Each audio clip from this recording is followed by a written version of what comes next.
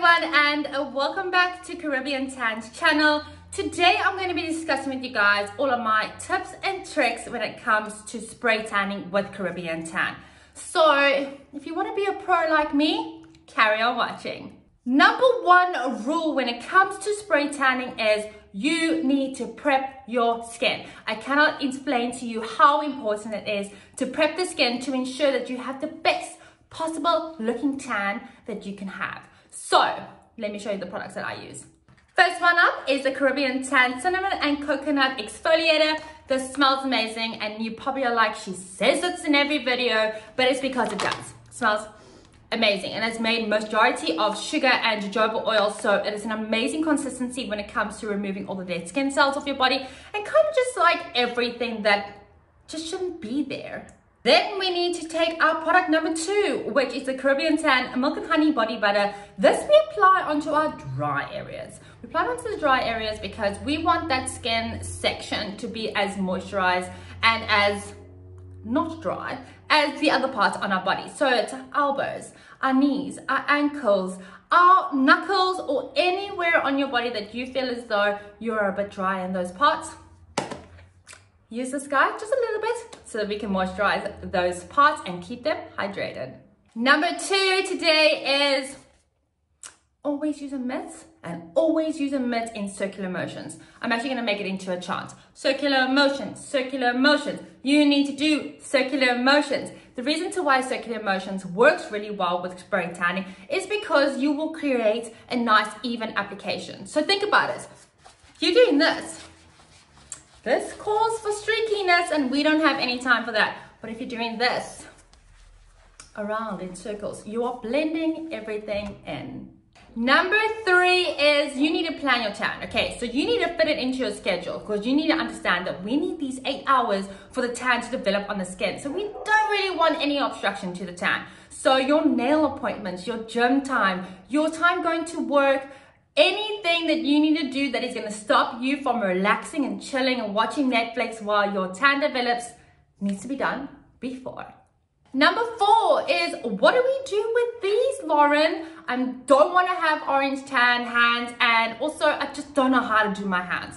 Okay, so what I always suggest when you do a spray tan is apply the spray tan onto your body, go in circular motions and rub it in, and then you use what's left over on your mitt. So make a claw like this so that the knuckles are stretched so we can get in there, and you use what's left over on your mitt and you dry it over onto your hands, because then that way everything gets into everything and you're creating an ombre effect onto your hands. Because think about it, when you tan normally in the sun, do your hands go different to your body? No, not really. Number 5, while we're talking about doing ombre, do you remember these guys? These guys are the 2 little guys that get forgotten when doing a spray tan. Believe me, done it before, was not fun. So always use what's left over on your mitt. Don't forget them. They're important. Number 6 is allow your tan to have its time. Let those 8 hours develop over your body and treat your tan with care from the moment you start doing your tan. So put your gown on, phone butlers or whoever, and get an amazing pizza with avo and bacon and whatever you want on it, and put your favorite show on Netflix and chill. Allow your tan to just have its time, so no obstruction to the tan. Don't do the dishes. No liquid. No liquid. Number 7 is, what do I wear, Lauren? What do I put on my body to ensure that my tan is developing and having no obstruction? So I always opt for a really big t-shirt or my pajamas or a gown, nothing with elasticity inside of it, nothing that is like on the body, because we just want the tan to do its own thing in something that's loose on the body. Then we also say that you should put something on that is of dark color, but if you don't have anything, don't worry, because Caribbeantan is water soluble, so it washes out of everything. Number 8 for today is how to prolong your tan. Now we've done the skin prep, we've applied the tan, we've waited 8 hours. Now we want to make sure that this stays on our body for the whole duration of the time. So, Caribbeantan Milk and Honey Body Butter. The stuff is amazing, and the reason to why this will help you prolong your tan is because of how it actually rubs into the skin. 2 seconds, it's done, it's in. And it smells amazing. So keeping your skin hydrated while you have a tan on is what prolongs the tan, and it also makes sure that the tan comes off evenly. Number 9 is how to tan your awkward parts.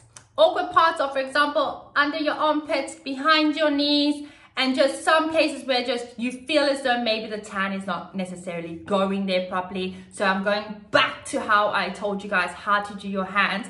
But this time, the difference is that you apply your tan, normal, apply the correct amount onto those parts, but then you pat, pat, pat, pat. Never rub, pat. So that you really just get it in and you know it is secure in that area. So that when you do maybe sweat while you have your tan on, the tan is already being pushed up into the skin. It's working its little business and it is doing its job. So when you have a tan on and you haven't necessarily pushed it in to an area where there is obstruction such as sweating, then you do have an opportunity that the tan will start streaking with the sweating. So we don't want that. So always pat it in nice and softly behind the knees as well. Pat it onto your hands. If you have a bit too much on your hands, you just want to try and take it off.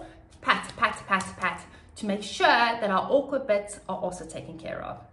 Number 10 is how do I blend my wrists or anywhere where the body part stops and becomes another body part. So that is why I'm going to sound like a stuck record, but ombreing is important. So you always use what's left over on your mitt.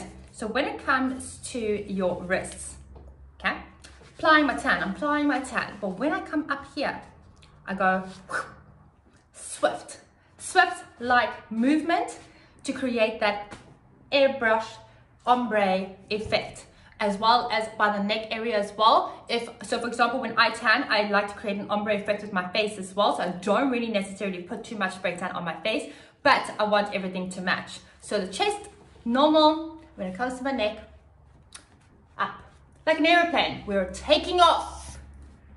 So that is it for volume 1 of my top 10 tips and tricks for you, and I hope you guys find it useful. Let me know down in the comments below if you guys found this useful, or if you use any of my tips and tricks, or if you've got some tips and tricks that you want to share with us, put them down below. But until then, bye bye.